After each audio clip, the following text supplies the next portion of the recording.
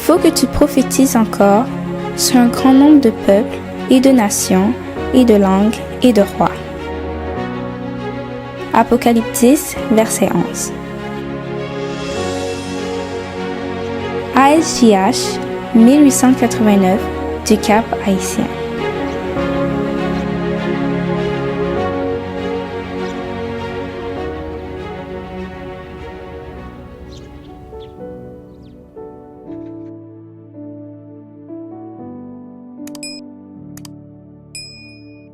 La puissance de la parole.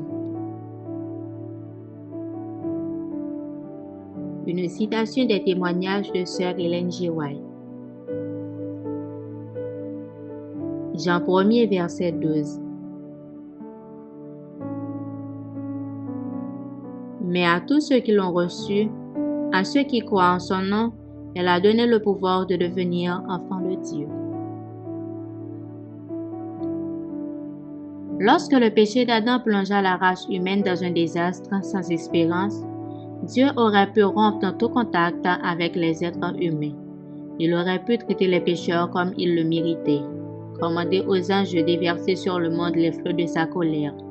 Il aurait pu aussi supprimer de son univers cette terre corrompue. Mais le Seigneur ne se comporta pas ainsi. Au lieu de bannir les pécheurs de sa présence, il s'approcha davantage de la race déchue. Il donna son Fils afin qu'il devienne être de notre ère, chair de notre chair.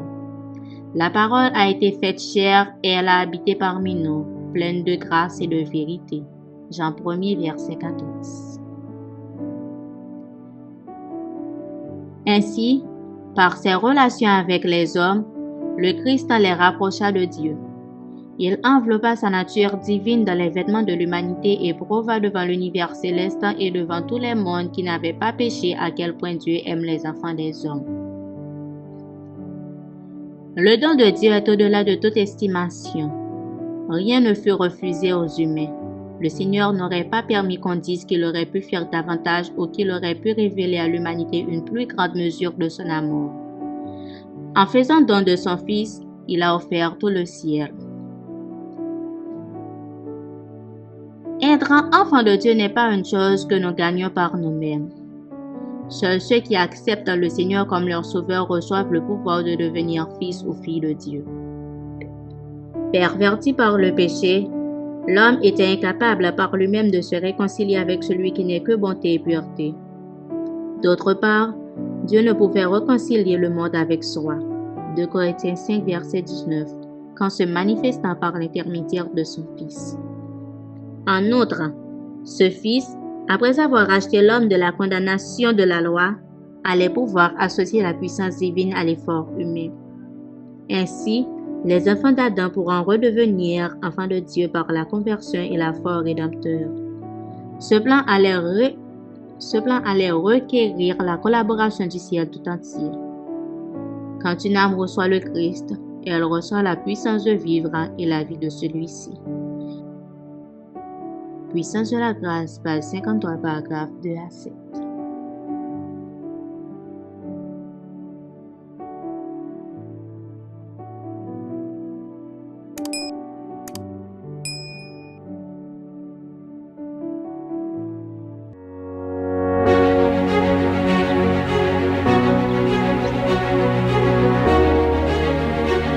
Il faut que tu prophétises encore sur un grand nombre de peuples et de nations et de langues et de rois.